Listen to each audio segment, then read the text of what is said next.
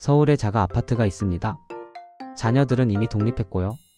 대기업 부장 50세 김 부장. 겉으로 보기엔 이제 좀 쉬어도 될 것 같죠? 근데 정말 그럴까요? 오늘은 서울 자가, 자녀 독립 부부 둘이 사는 50세 은퇴를 숫자로 보겠습니다. 마이너스. 먼저 오늘 영상의 큰 그림부터 말씀드릴게요. 첫째, 50세 이후를 연령대별로 3구간으로 나눠서 돈이 어떻게 들어오고 얼마나 나가는지 살펴봅니다. 둘째, 그 현금 흐름을 바탕으로 50세에 얼마를 모아야 마음이 놓이는지 실제 숫자를 계산해 봅니다. 셋째, 마지막으로 현실적인 목표선, 그리고 우리가 지금 당장 바꿀 수 있는 것들을 정리해 볼게요. 마이너스. 자, 그럼 전제 조건부터 솔직하게 깔고 가겠습니다. 우리의 주인공은 이렇게 설정할게요. 서울 아파트 자가 보유, 대출은 없습니다. 50세 부부 둘이 살고요. 자녀는 이미 독립했습니다. 학원비, 등록금 같은 큰 지출은 이제 끝난 상태죠. 생활비 수준은 너무 짠내나게 살지도 그렇다고 막 흥청망청도 아닌 정도로 잡아볼게요. 마이너스. 50세부터 연령대별 생활비를 이렇게 가정하겠습니다. 50세에서 64세까지 이때가 가장 활동적인 시기니까 월 350만원. 65세에서 80세까지는 조금 줄여서 월 320만원. 80세 이후에는 외출도 줄고 소비도 조금 줄어든다고 보고 월 280만원으로 잡겠습니다. 모든 금액은 지금 물가 기준입니다. 마이너스. 국민연금은 이렇게 가정할게요. 부부 합산 월 200만원. 65세부터 평생 나오는 걸로 설정합니다. 그리고 투자 수익률은 물가를 감안한 실질 수익률 연 2% 정도로 보겠습니다. 이제 이 전제를 들고 각 연령대별로 돈의 흐름을 하나씩 보겠습니다. 마이너스. 첫 번째 구간입니다. 50세에서 64세까지 15년. 이 구간이 제일 위험한 구간입니다. 왜냐하면 월급은 끊겼는데 국민연금은 아직 안 나오죠. 이 시기에 필요한 생활비는 월 350만원, 연으로 4,200만원입니다. 다른 소득이 없다고 가정하면 이 4,200만원을 매년 전부 내가 모아둔 은퇴 자산에서 꺼내 써야 합니다. 여기가 바로 브리지 구간, 즉 다리 역할을 하는 구간입니다. 이 15년을 어떻게 버티느냐에 따라 필요한 전체 은퇴 자산이 확 달라집니다. 마이너스. 두 번째 구간입니다. 65세에서 80세까지 또 15년. 이때부터는 상황이 조금 달라집니다. 왜냐하면 국민연금이 들어오기 시작하거든요. 생활비는 월 320만원, 연으로 3,840만원을 씁니다. 여기에 국민연금이 부부 합산 월 200만원, 연으로 2,400만원 들어옵니다. 그러면 부족분은 어떻게 될까요? 3,840만원에서 2,400만원을 빼면 매년 1,440만 원만 은퇴 자산에서 꺼내 쓰면 됩니다. 이 구간부터는 국민연금이 현금 흐름의 바닥을 깔아주는 역할을 합니다. 마이너스. 세 번째 구간입니다. 80세 이후 90세에서 95세까지를 염두에 둔 구간입니다. 이때는 외식, 여행, 취미 같은 소비는 줄어들지만 의료비와 간병비 같은 리스크가 커지는 시기입니다.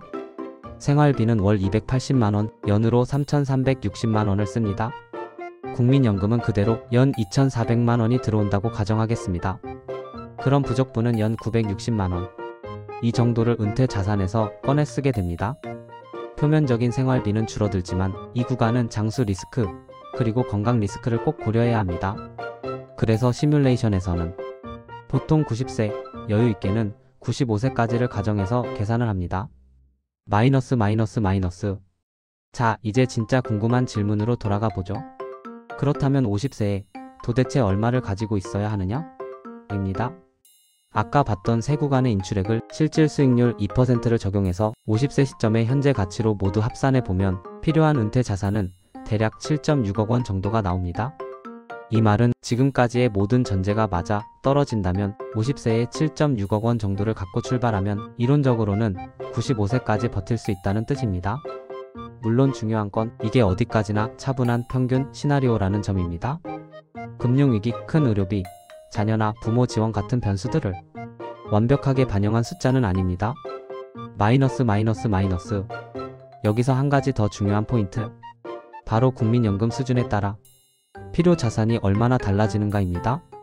같은 생활비, 같은 수익률을 가정하고 부부 국민연금 수준만 바꿔서 계산해보면 이렇게 정리할 수 있습니다.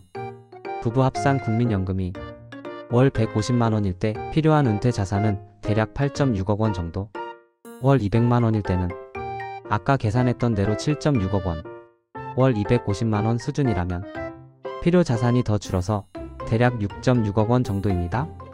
정리하면 이렇습니다. 부부 국민연금 월 100만원 차이가 필요한 은퇴 자산을 1억 원 정도씩 줄여주는 효과가 있다는 겁니다. 퇴직연금, 개인연금, IRP는 결국 나중에 월 얼마를 평생 만들어낼 것인가의 싸움이라고 보셔도 됩니다. 마이너스. 그런 목표는 어떻게 잡는 게 좋을까요? 수학적으로만 보면 7.6억이면 이론상은 맞아떨어집니다.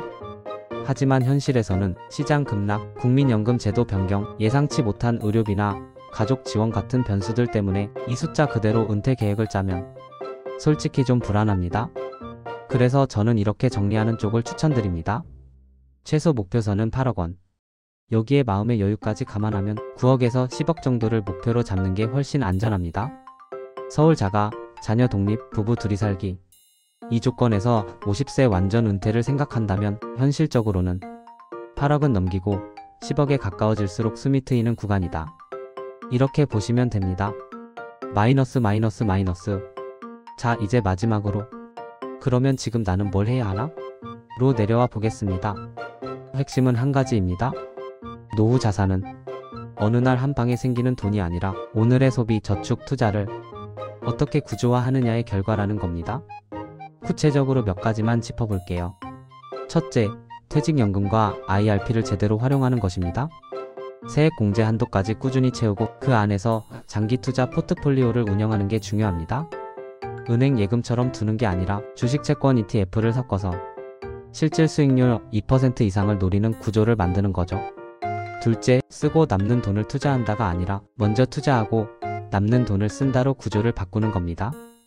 월급이 들어오면 먼저 노후용 계좌로 일정 금액을 자동 이체하고 그 다음에 남은 돈을 가지고 한 달을 사는 방식입니다. 셋째, 완전한 FIR이, 그러니까 50세 이후에 평생 아무것도 안 하고 산다가 아니라 세미파이어, 즉 절반만 일하는 은퇴를 고려해 보는 겁니다. 강의, 자문, 프리랜서, 파트타임 같은 걸로 월 100만에서 150만 정도만 벌어도 필요한 은퇴 자산은 2억에서 3억까지 줄어드는 효과가 생깁니다.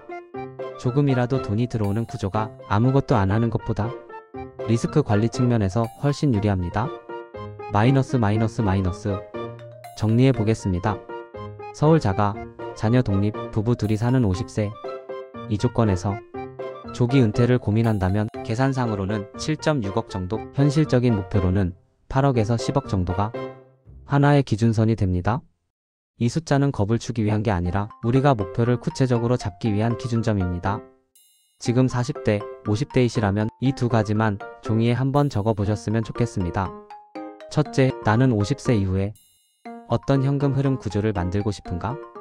둘째, 국민연금, 퇴직연금, 개인연금을 합쳐서 월 얼마를 목표로 하고 있는가? 이 두 질문에 대한 답을 구체적인 숫자로 적는 순간 추상적이던 노후가 비로소 설계 가능한 프로젝트로 바뀌기 시작합니다. 오늘 영상이 조금이나마 도움이 되셨다면 좋겠습니다. 구독과 좋아요 부탁드립니다.